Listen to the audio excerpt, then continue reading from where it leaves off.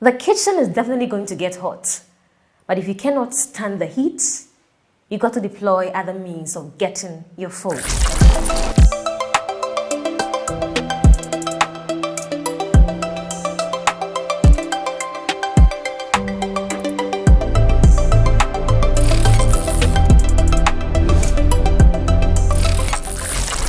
Hello then, welcome to REFLO'S TV. It's your girl, REFLO'S Church Girl, and we're here once again for another conversation.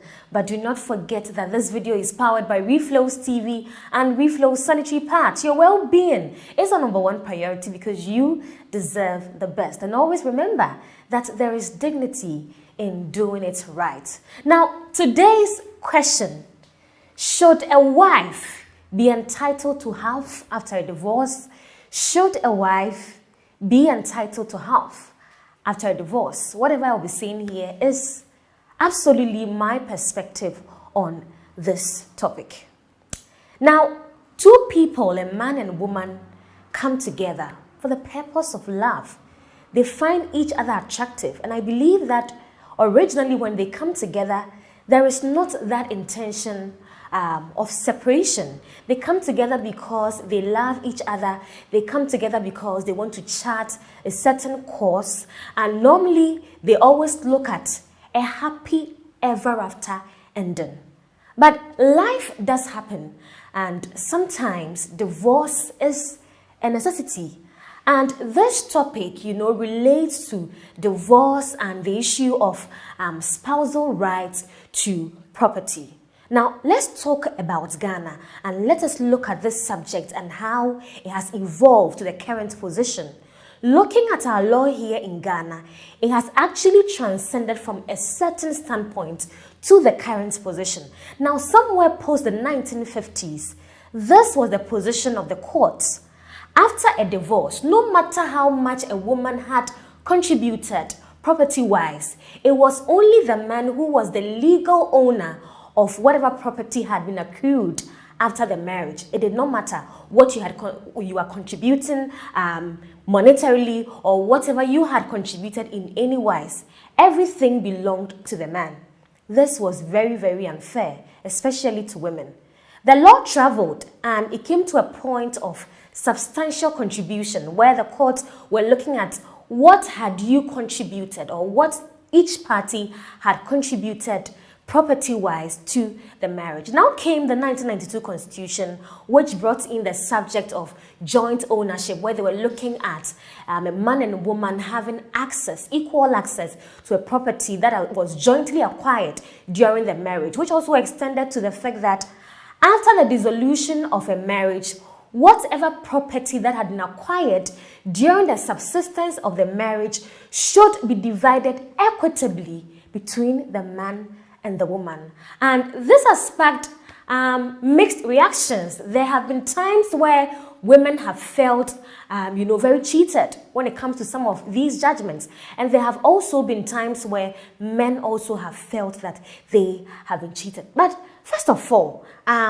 as I was talking about this position, I said that it looks at the fact that during the subsistence of the marriage, whatever property has been acquired between the two should be shared equitably. And I ask, if a woman has contributed justly and per the knowledge and wisdom of the judges, she has contributed, why should she not be entitled to half of the property? Why should she not own half of the property if per the wisdom of the court, she is entitled to it? If that is the position of the law, then the law should be made to take its rightful course. Secondly, I talk about the issue of partnership. We always talk about the fact that marriage is partnership, but when it comes to such issues where a decision has to be taken, then we really forget about the subject of partnership. And sometimes, the argument is the fact that men contribute so much monetarily, and sometimes the man has put in, 95 to 100% of money for the property, and what has the woman done, blah, blah, blah, blah, blah. And sometimes we lose sight of the fact that women contribute a lot in marriage. So much unpaid for labor. Historically, and I don't care how anybody is going to argue with me. women have contributed so much that in so many instances, what they have contributed or their contribution is taken for granted. A woman would have to jettison years of education, years of development, years of labor, have to come home and take care of children, get pregnant, nurture the home, put everything together. And some of the men don't see this as anything. Sometimes she's bringing in money, she's going out there to work, and just because domestically we have been conditioned that that is her place, we think that is no contribution. And so in most of the marital cases or divorce cases, you realize that some of the judges have pointed out the fact that it is not only money that makes marriage. During the subsistence of the marriage, whatever contribution that person has put in, whether it's monetary or it's not monetary, will be counted. And so at the end of the day, whatever the judge deems as equitable is what is given to each party. Once again, marriage is partnership and no aspect of contribution should be overlooked. Now, thirdly, I say that sometimes even the woman's contribution is more. I know of a family friend who was in a marriage and, because of societal expectations, the property was for the woman, but she went out there telling people that it was for the man. Actually, they had registered, the property jointly, but she originally owned it. So in such a situation, I ask, if after the dissolution of the marriage, the property is shared 50-50 upon the fact that it was registered in both names, who would have been treated unfairly here? Sometimes the woman's contribution is even more. Sometimes topping it up with the other non-monetary contributions, you realize that this woman has contributed even more than the man. Who do we say have been treated unfairly here? Why should that woman not be entitled to half of the property? So in a nutshell, you realize that, well, the courts are not being so unfair, or however you want to put it, when they establish that properties need to be shared jointly between man and woman. But I must stress on the element of equitable. The word is equitable.